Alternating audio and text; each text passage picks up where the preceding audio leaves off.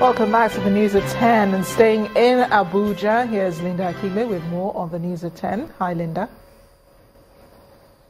Hello, Amarachi. The FCT Police Command today arraigned one Ahmed Ekweremadu for allegedly providing false information to the police, which led to the raid of the house of the Deputy President of the Senate, Ekweremadu. Mr. Ekweremadu pleaded not guilty to the one-count charge. Magistrate Umar Gakago ordered the alleged fake whistleblower to be remanded in Kefi Prison in Nasarawa State, pending the ruling of his bail application on June the 5th, 2017. Our correspondent Amaka Okafo reports. First and foremost, before you furnish an information to a public officer, you must be sure, and you must assure that, yes, the information you are passing to a public officer is real and genuine. You cannot just go about police as an organization. It's a very wide organization in such a way. You need not to mislead them, because it could affect anybody at all.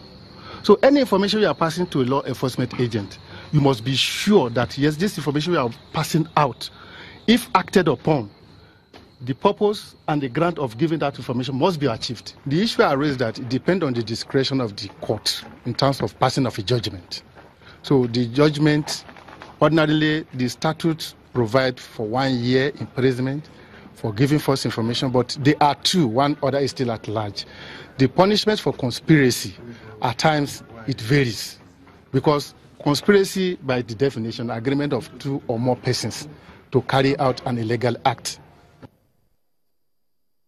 A legislation seeking to amend the National Minimum Wage Act and provide for a periodic review of the Act every 5 years has passed second reading in the House of Representatives. According to Mr. Femi Bajabiamila, who sponsored the amendment, there is no law in the country compelling government to review the salaries of workers, a situation this legislation will address. The proposed amendment also seeks to make clear that the review will mean either maintaining the status quo or an upward review of the national minimum wage. Mr. Speaker, as of today, there is no law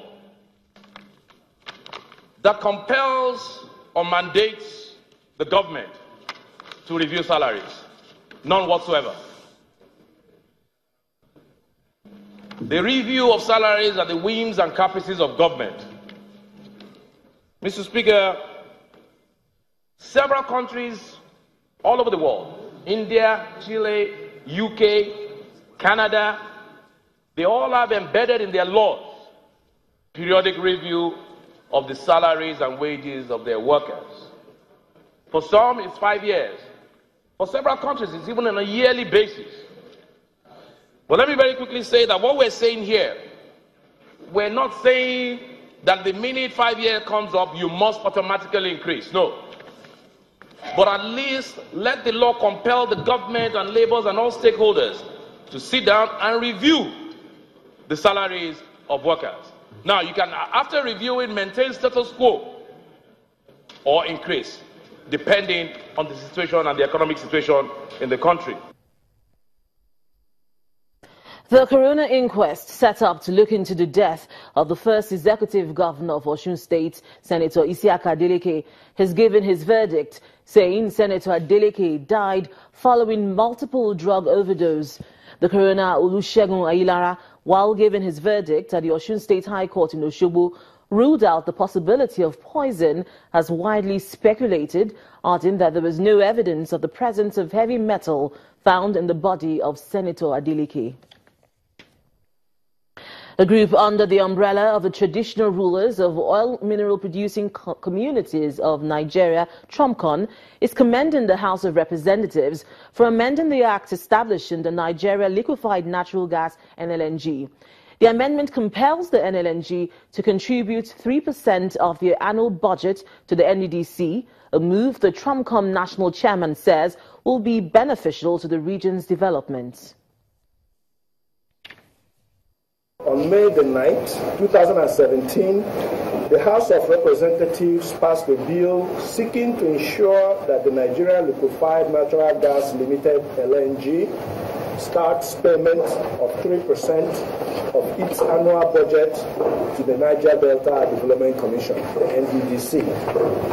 TRUMCON therefore urges the National Assembly to amend the Nigeria LNG Act of 2004 to be modified to bring it permanently into conformity with the Constitution of the Federal Republic of Nigeria, in line with Section 315 of the Constitution, by deleting or omitting from the text of the LNG Act Section 9 thereof and clauses 2, 3, 6, and 15 of the second schedule thereto, to compel Nigerian LNG Limited to forthwith pay over to NDDC its outstanding statutory contributions and to continue thenceforth to comply with Section 14, subsection 2B of the NDDC Act. And that's all from Abuja. Back to you, Amarachi. Thanks a lot, Linda. First City Monument Bank, one of Nigeria's foremost commercial banks, has unveiled a web portal that will monitor the implementation of the federal government's homegrown school feeding program. During the symbolic presentation of the web portal to the acting president at the presidential villa, the managing director of FCMB, Mr. Adamu Nuru, said the portal will help the government keep accurate data on the implementation of the program. The National Homegrown School Feeding Program is an initiative of the federal government targeting over 10 million primary school children across Nigeria.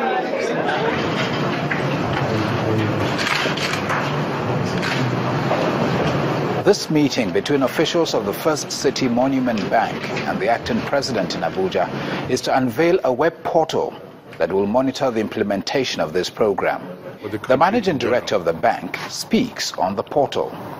The portal developed by the bank serves as an information hub that aids remote monitoring and evaluation of the program. It is easy to use and designed to offer security and convenience in such a manner that it gives access to data. Then, the bank made a symbolic presentation of the portal to the acting president. In his remarks, the acting president explains the importance of such portal in monitoring the implementation of the program. The dashboard itself is one that I think will be extremely useful because the homegrown school feeding program is clearly the largest of its sort in Africa. The business of government is not to be left in the hands of just some elected people and some appointed people, because the consequences, for good or for ill, affect us all. Outside the hall, an official of the bank speaks on how the intervention will help ensure accountability. There must be insight as to what is actually happening on a daily basis. So that is what I mean by visibility. Accountability. By the time the people who are involved in the program know that they're being monitored, then they also need to do their part. So as I mentioned earlier, it's making sure everybody that's involved in the program does what they're supposed to do the way they're supposed to do it. The federal government school feeding program aims to provide good nutrition and add value to agriculture, as it hopes to feed over 10 million children across Nigeria using locally produced food. Let's get details of the day's major business stories now from Anne Mawudo.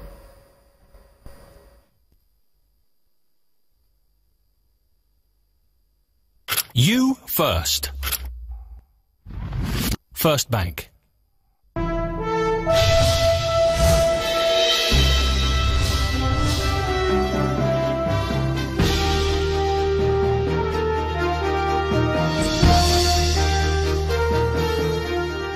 Thanks a lot, Amarachi, and welcome to Business News. The acting president, Professor Yemi Osinbajo, has signed into law 2 new bills from the National Assembly that will facilitate access to credit for all Nigerians. The first legislation will enable SMEs use their vehicles, account receivables and equipment as collateral for loans instead of landed property. The second one will allow credit bureaus to share customer credit information to facilitate loan assessment, processing and approval, as well as reduce non-performing loans. The Chief Executive Officer of Financial Derivatives Company, Mr. Ekweremadu, says it's time to plan for an extension of activities of the Asset Management Corporation of Nigeria, AMCON. Mr. Ekweremadu says AMCON's intervention in sectors like power, oil and gas is very important for Nigeria's economy. AMCON has provided stabilization, that the economic recovery, slow, painful and tepid, is going to start, and then AMCON can sell into this market as things improve. I suspect that the levy on the banking system will have to be reviewed, so that either you extend the sunset clause or you increase the levy so that AMCON can actually exit, and the taxpayers will have zero burden, if not a profit, just like they have had in the United States. With trades worth 7.59 billion naira, Nigeria's equities markets all-share index advanced to open the week on a positive note. Here's Chimezie Obiwagu with the details.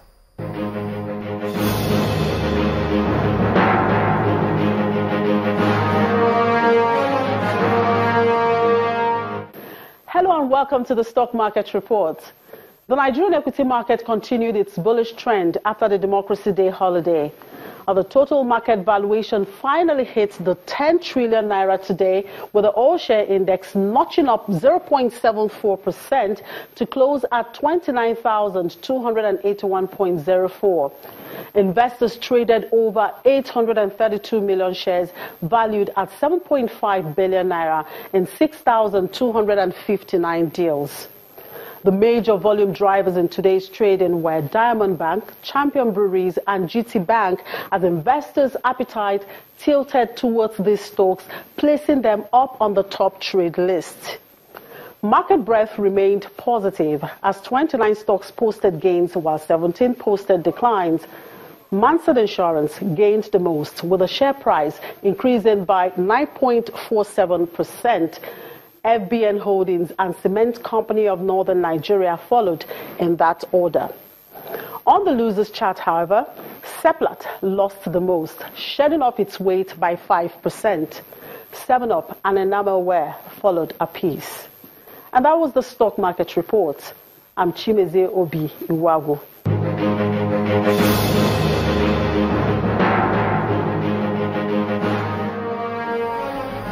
Well, we've seen markets in Nigeria. Let's now check out other markets around the globe.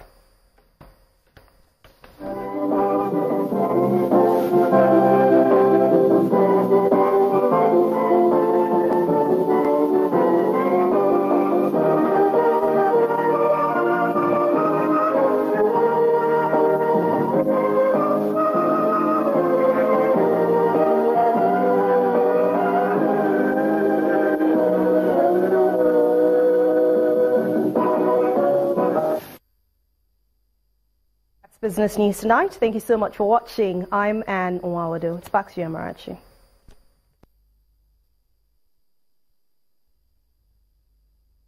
You first. First Bank. Thanks a lot. And still on the news at 10, Arsenal manager Arsene Wenger agrees new 2-year contract extending his 21-year reign at the club. Details coming up in sports news. Please stay with us.